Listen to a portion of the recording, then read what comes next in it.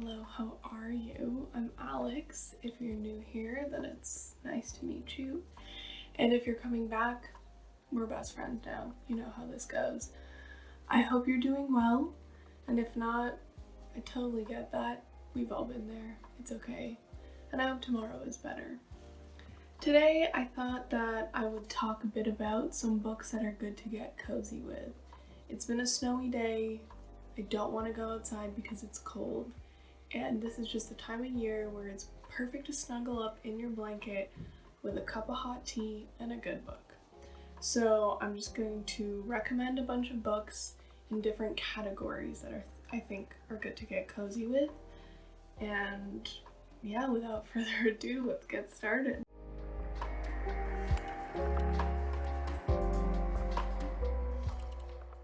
The first category are like cozy books, like books that are in and of themselves cozy.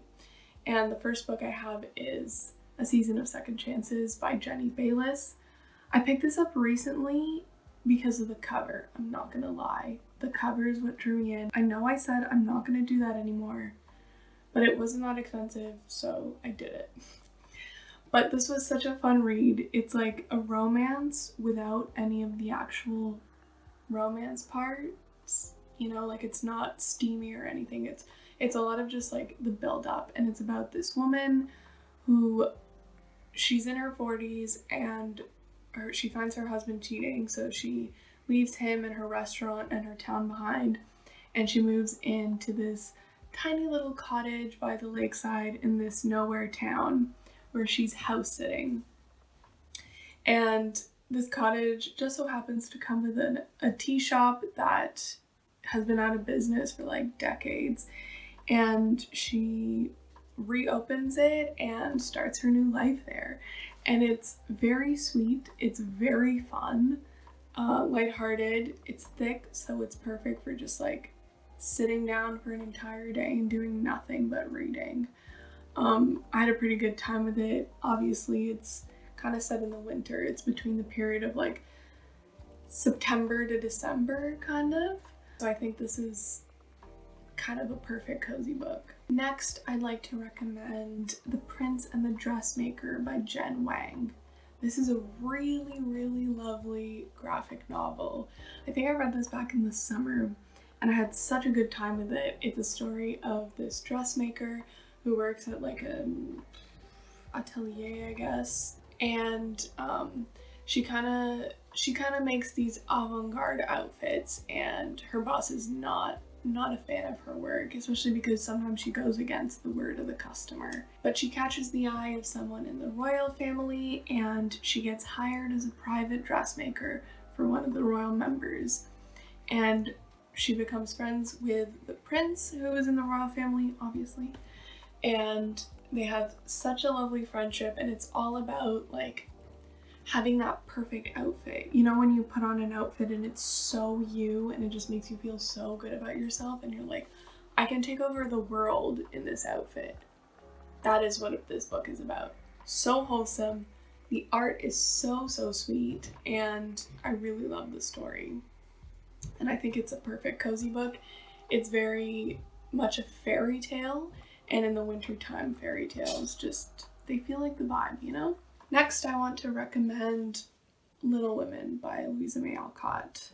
This is just the time for this novel. I don't know what to tell you, but Little Women is a Christmas book. I know not everybody celebrates Christmas, but I'm telling you right now, this is the perfect cozy book. It's perfect. It starts with Christmas and it ends with Christmas, and it's all about sisterhood and friendship. It follows the main character, Jo March, who is the second oldest of the 4 March sisters. And it's all about their lives together and living with Marmee while their dad is off fighting in the Civil War. And they make friends with Laurie, who is the boy that lives next door. And it's just a very wholesome, sweet tale, and I love it. And also this cover is fantastic. It has this like foil detailing, and it even has the little ribbon bookmark. So yeah, it's a perfect cozy book. Next, I want to talk about books that transport you. Books that take you on vacation when you can't go on vacation because you're stuck here. And the first book I'd like to recommend is Call Me By Your Name. This is a story of a young boy, Elio, who spends every summer in his parents' Italian home, or villa home, whatever, in northern Italy.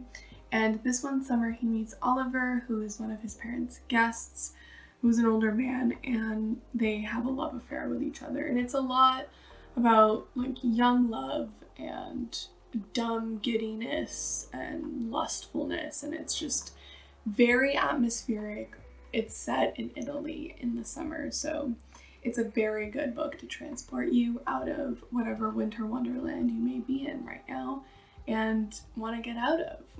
Next, I want to recommend a Sally Rooney book, of course, because would this be one of my videos if I wasn't? And that's Conversations with Friends. This book follows two friends, Francis and Bobby, and they meet this married couple, and both of them become involved with the individuals of the married couple separately. And it's all about mainly Francis's affair with Nick, who is this older movie star. And they do go on vacation to France, I think it was, and it's also set in Ireland, and I don't live in Ireland, so technically that also transports me. But I don't know, this just felt like the right book to take a vacation in. It just feels like you really live amongst Rooney's characters when you read her books, and I think that's a really great way to kind of pluck yourself out of whatever life you're living now and put you somewhere else for a brief time period. That's just my thoughts. Next are books that are set in summer when you don't want to be in the wintertime and you want to pretend that it's summer and that there are birds chirping outside and the sun is shining past 4 p.m. and it's not colder than 0 degrees outside. The first book I want to recommend is One Last Stop by Casey McQuiston. This is a sapphic romance novel and it is phenomenal. It is about August, who's a girl named after the month, but we're talking about August the girl. She moves, she uproots her life, moves to New York. She randomly moves into this apartment, has a found family, just like that. It's filled with these fantastic characters. Every single character in this book is just so well done, and you just want to hug all of them and be their friends. And every time August hops onto the Q train, she sees this really hot punk rocker girl, and she's like, who is that? I want to know her. And it's like very magical realism, very fun, very steamy, and a good summer fun time. And it's a great way to pretend it's not snowing outside right now. So yes, that is the perfect summer read, and it will take you out of winter mode, I guarantee. Next, I want to recommend Little Fires Everywhere by Celeste Ng.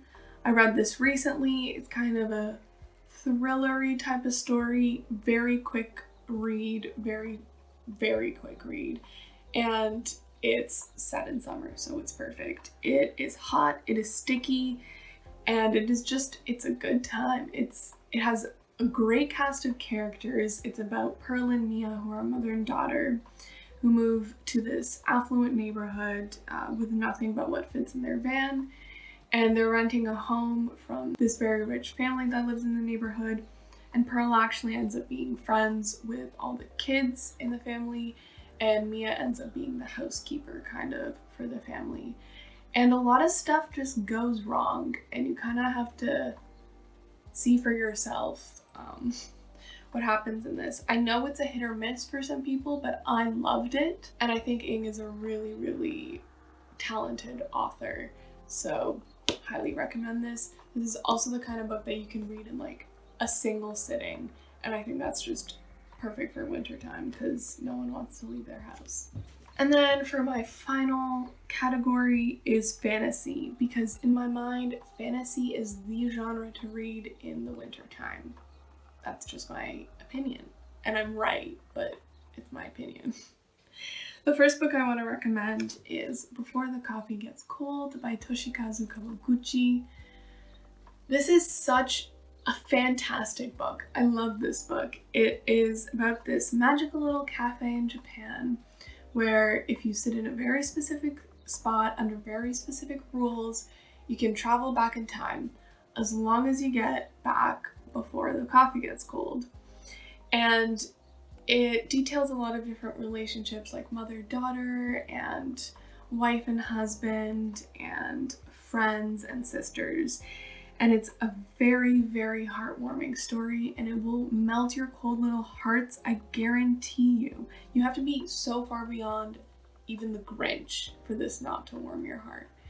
And Kawaguchi is actually originally a playwright, so he writes for theater, and this is a very descriptive novel, and I really like his writing style, and I found it very enjoyable to read, and it's also a very quick read. You could just sit down with your cup of cocoa, whatever, and burn through this.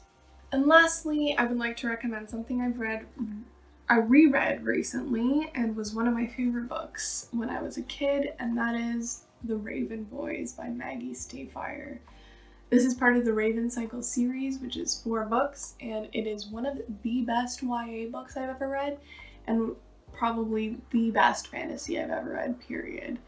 It's about Blue Sergeant, who is part of this family of a bunch of clairvoyant women, except Blue herself is not clairvoyant. And she's very spunky, very eccentric, and she becomes friends with these private school boys, also known as the Raven Boys. And, they all have their different things. Gansy's looking for the Welsh King Glendower, and Ronan can pull things out of his dreams. And Adam really wants to kiss Blue, but Blue can't kiss anyone because she's gonna kill her true love when she does. So it's very fun, very complicated, such a good time. Younger Alex was so right for loving this book. Like, I'm so glad that I reread this, and I'm going to start the 3rd book soon, and I'm very excited about it. Anyway, that's all for today. I hope you liked my recommendations. Please let me know if you have any good recommendations to get cozy with, especially if they're cozy books, because I feel like I don't read enough of those. Like this video if you like this video, and subscribe if you want to see more of my content, and I'll see you next time. Bye-bye.